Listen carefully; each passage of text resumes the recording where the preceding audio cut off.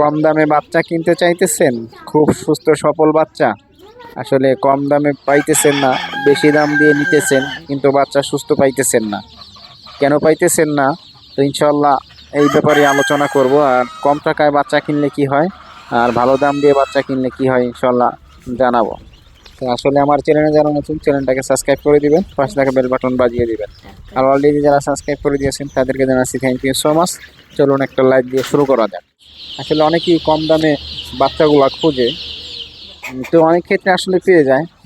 কেন পেয়ে যায় আসলে কম দামে কারা বাচ্চা দেয় তারা সেই কথা বলবো। আর বেশি দামে বাচ্চা নেওয়ার পরে কেন অসুস্থ হয়ে যায় আসলে সুস্থ পাইতেছেন না কোন কারণে, এই দুটা ব্যাপার নিয়ে আলোচনা করবো ইনশাল্লাহ। তো আসলে আমি সর্বপ্রথম যদি বলি আসলে কম দামে বাচ্চা খুঁজে আসলে পেয়েও যায় অনেক সময় কম দামে বাচ্চা।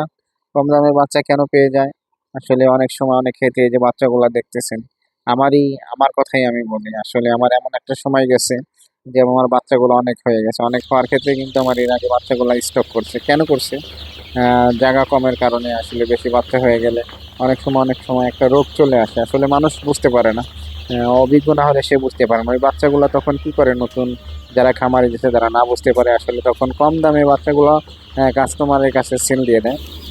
বাচ্চাগুলা সুস্থ না হইতে না হইতে আসলে দিয়ে দেয়। এই কারণে আসলে এই বাচ্চাগুলা আহ, ভালো দামে কিনেও আসলে ওই বাচ্চাগুলা সে নিয়ে পালতে পারে না। কেননা এগুলো অসুস্থ বাচ্চা, নিজেও ট্রিটমেন্ট করে ভালো করতে পারবে না, যে নিচ্ছে সেও পারবে না। তো ইনশাল্লাহ এর আগে কিন্তু আমারও কিন্তু বাচ্চাগুলো অসুস্থ হয়েছিল, কিন্তু আমি যদি তখন চাইতাম কম দামে বিক্রি করে দিতে দিতে পারতাম। আমি কিন্তু তখন কখনোই আসলে কাস্টমাইজ করি নাই। কেননা আমি অসুস্থ বাচ্চা আমি নিজে সুস্থ না করে আমি কাস্টমারকে দেবো না। কেননা আমার আসলে একদিনের ব্যবসা না।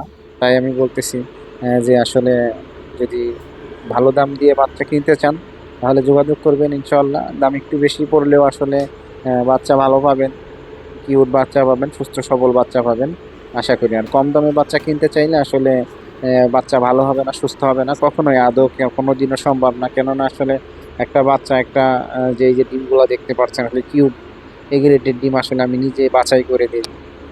আমি আমার নিজের খামার, আমার নিজের ডিম আমি এক সাইজের ডিমগুলো দেওয়ার চেষ্টা করি। সেক্ষেত্রে বাচ্চাগুলা কি হয়, এক সাইজের হয়, সুন্দর হয়। বাচ্চাগুলা সুস্থ সবল থাকে ইনশাল্লাহ। বাচ্চাগুলা কিন্তু অনেক সুন্দর কিউট হয়। তাই আসলে চাইলে আমার কাছ থেকে বীজ ডিম নিয়ে আপনি ইনকিউবেট থাকলে বাচ্চা ফোটাইতে পারেন। এই যে ডিমগুলো দেখতেছেন একদম মিশরীয় ফার্মি মুরগির ডিম।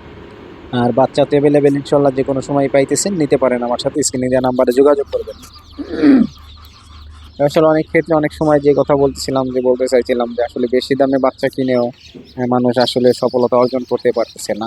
শুধু বেশি দামে বাচ্চা কিনলেই হবে না, বেশি দামে বাচ্চা বিক্রি করে আসলে লেকচার বড় বড় লম্বা লম্বা হয় না, লেকচার দেয় সিটার বাটপার, আসলে এরকম লেকচারের পাল্লায় করে বাচ্চা কিনলে যত দাম দিয়ে কিনেন সুস্থ সফল হইতে পারবেন না, খামার করে সফল হইতে পারবেন। এই যে বাচ্চাগুলো দেখতে পারেন আপনার নিজের মেধায় বলেন তো আসলে এই বাচ্চাগুলা কি সুস্থ না অসুস্থ? এত সুন্দর কিউট বাচ্চা, এতগুলা বাচ্চা এর ভিতরে। আমার মনে হয় এই বাচ্চা যদি এইভাবে দিয়ে দেয় 2 দিন পরও যদি বাচ্চাগুলো যে পৌঁছায় তারপরে এই বাচ্চাগুলো সুস্থ থাকবে, আমি পরীক্ষিত। তো বাচ্চা সুস্থ থাকলে আসলে কোনো জায়গায় ডেলিভারি দিলে কিছু হয় না। এই বাচ্চাগুলো দেখতে পাচ্ছেন, তো বিভিন্ন বয়সের বর্তমানে আমার কাছে বাচ্চা আছে। তো চাইলে কালেক্ট করতে পারেন আমার কাছ থেকে বাচ্চা, জিরো বাচ্চা, একদিনের বাচ্চা এবং মিশরীয় ফার্মি মুরগির বীজ ডিম। হ্যাঁ, যে কোনো বয়সের বাচ্চা বর্তমান আছে, 20-22 দিন, 5 দিন, 7 দিন, 13 দিন ইনশাল্লাহ দিতে পারবো।